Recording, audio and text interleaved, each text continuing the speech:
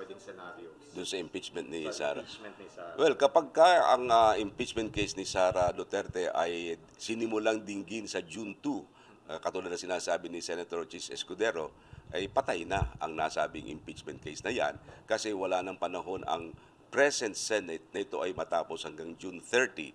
Kasi maliwanag sa Rule 44 ng Senate Rules mismo na kapag ka ang Kongreso ay nag-terminate o natapos ang kanilang Congress sa panahong ito, hindi na po pwedeng i-take up pa yung previous matters and proceedings. Ibig sabihin, yung nakabimbin ng mga kaso, mga nakabimbin ng mga bagay na dapat na tinitake up ng present Senate, hindi na pwedeng buhayin doon sa bagong Senate. Maliban na lamang kung yung bagong Senate ay bubuhayin nila muli ito.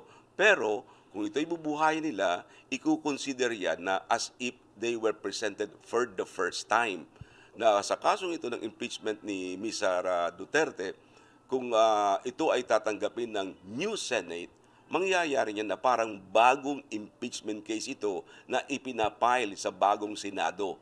Na siyempre, sa nasasabihin naman ni Ms. Sara, hindi na po pwede yan. Sapagkat kung may bagong impeachment case, sakop ito ng tinatawag na pagbabawal sa ating saligang batas na hindi pwedeng magkaroon ng dalawang impeachment case sa loob ng isang taon.